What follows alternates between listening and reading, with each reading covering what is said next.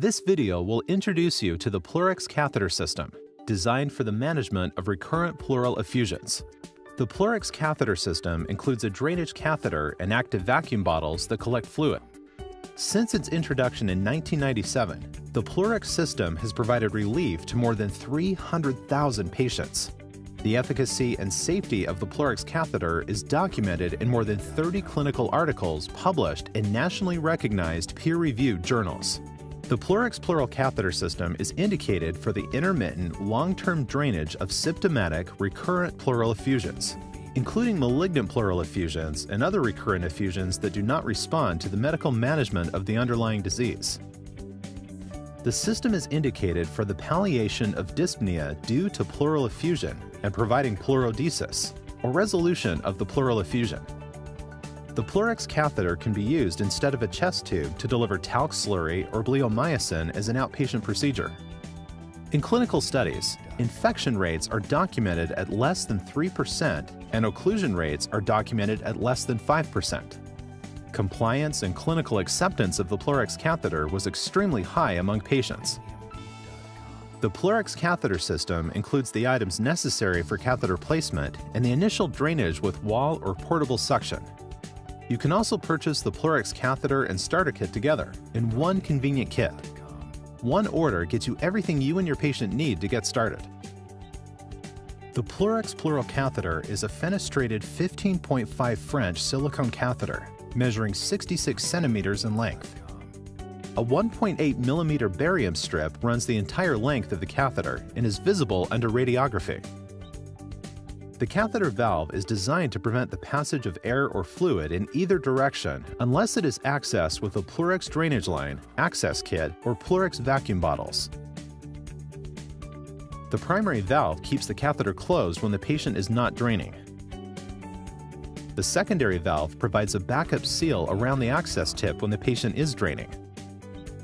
When the valve and access tip mate, the primary and secondary valves are forced open. When mated, the access tip creates a channel through the entire valve, allowing any debris in the patient's fluid to flow directly into the drainage tube without clogging or getting caught in the valve. Do not put anything except the access tip of the PleurX lockable drainage line, PleurX catheter access kit, or PleurX vacuum bottles into the PleurX catheter valve. Other devices could damage the valve. A damaged valve may allow air into the body or let fluid leak out through the valve when not draining. The polyester cuff on the PleurX catheter helps to secure the catheter in place and may promote tissue ingrowth to help reduce infection risk.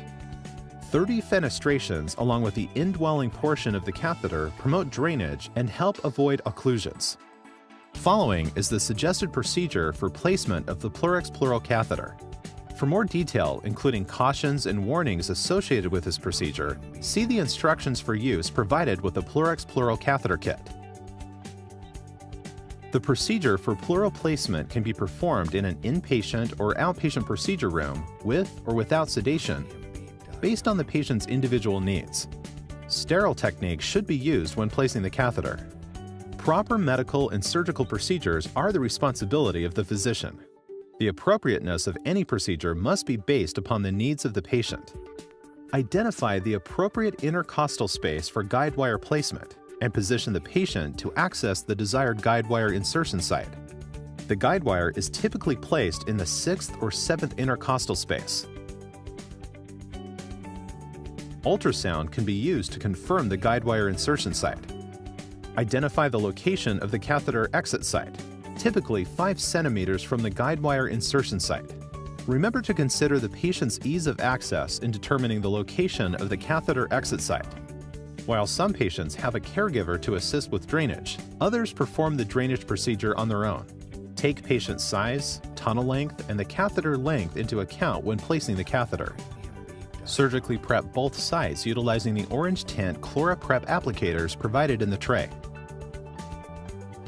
Place the fenestrated drape so that the opening is located over the planned insertion, exit, and tunneling sites. Use the filter straw to aspirate lidocaine solution into a syringe.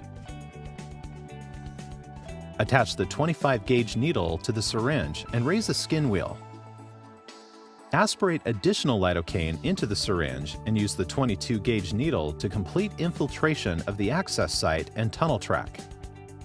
Insert the guide wire introducer with needle attached to a syringe through the desired intercostal space and just over the lower rib.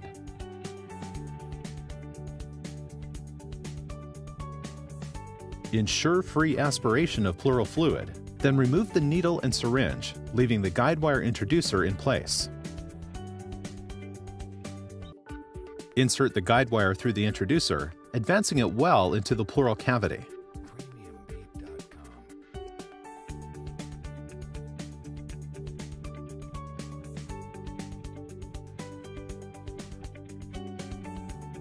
Remove the introducer, leaving the guide wire in place.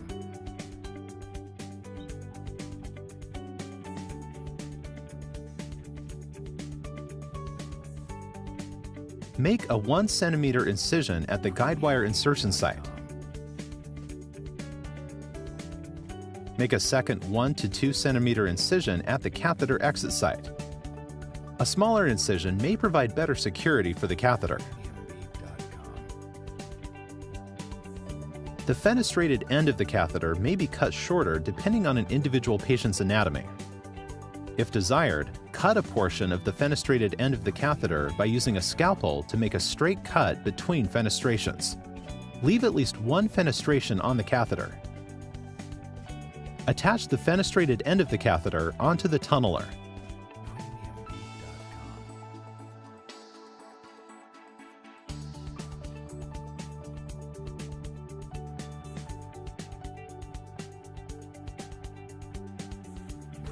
Pass the tunneler and catheter subcutaneously from the second incision up to and out through the first incision at the guide wire insertion site.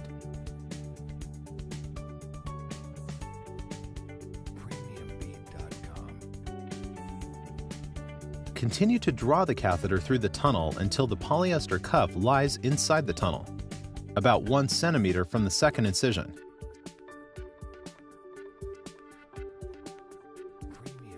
If the cuff is advanced further into the tunnel, it can make removal of the catheter difficult. Disconnect the tunneler from the catheter. Dilate the insertion site over the guide wire utilizing the 12 French dilator. Thread the 16 French peel-away introducer over the guide wire into the pleural cavity.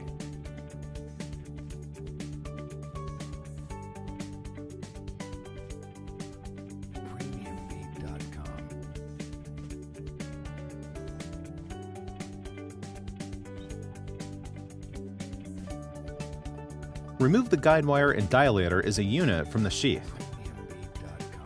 Leave the sheath in place. Place a thumb over the end of the sheath as the dilator is removed to avoid air entering the pleural cavity. Care must be taken not to bend or kink the sheath, as damage to the sheath may prevent passage of the catheter.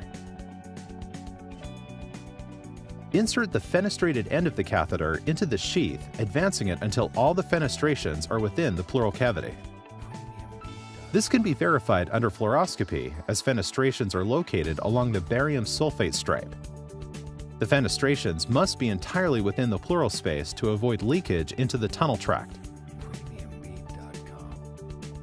After the catheter has been positioned, crack the sheath handle in half and peel away the sheath while ensuring the catheter remains in place. Adjust the catheter so that it lies flat in the tunnel without any kinks. Do not use forceps on the introducer to break the handle and/or peel the sheath. Close the incision at the guide wire insertion site. Close the incision site around the catheter. The polyester cuff of the PleurX catheter helps to secure the catheter in place and may promote tissue ingrowth to help reduce infection risk. Exercise care when placing ligatures to avoid cutting or occluding the catheter. With the catheter placed, perform the initial drainage before applying the wound dressing. To use wall suction and the PleurX lockable drainage line, first close the roller clamp on the drainage line by rolling the wheel toward the suction source. The roller clamp must be completely closed to occlude the drainage line. Attach the 5-in-1 adapter to the lure fitting on the end of the drainage line. Then, attach the drainage line to the suction source. Wall suction must be regulated to no more than -60 centimeters of water, set to drain at no more than 400 milliliters of fluid per minute or no more than -44 milliliters of mercury. Remove and discard the protected cover from the access tip of the drainage line. Insert the access tip into the catheter valve. You will feel and hear a click when the access tip and the valve are securely connected. You can lock the access tip to the catheter valve by twisting the access tip until you feel and hear a second click. To begin drainage, roll the wheel on the roller clamp away from the suction source. When drainage is complete, close the roller clamp and disconnect the drainage line from the catheter. Re-expansion pulmonary edema may occur if too much fluid is removed too rapidly. Therefore, it is recommended to limit the initial drainage to no more than 1,500 milliliters of fluid. The volume of pleural fluid removed should be based on the patient's individual status. After draining, clean the catheter valve with an alcohol pad. Attach the valve cap to the catheter valve by holding the catheter valve at the base and placing the cap over the catheter valve and twisting clockwise until it snaps into its locked position. Finally, apply the dressing over the catheter. First, place the foam pad around the catheter. Wind the catheter in loops and place it on top of the foam pad. Place the gauze pads over the catheter. Hold the self-adhesive dressing and remove and discard the center panel from the backing. Peel the printed liner from the dressing, exposing the adhesive surface. Center the dressing over the gauze pads and press it down. Do not stretch the dressing during application. Slowly remove the frame while smoothing down the edges using firm pressure to ensure adhesion. This is the suggested procedure for placement of the PleurX pleural catheter. For more detail, including cautions and warnings associated with this procedure, see the instructions for use provided with the PleurX Pleural Catheter Kit.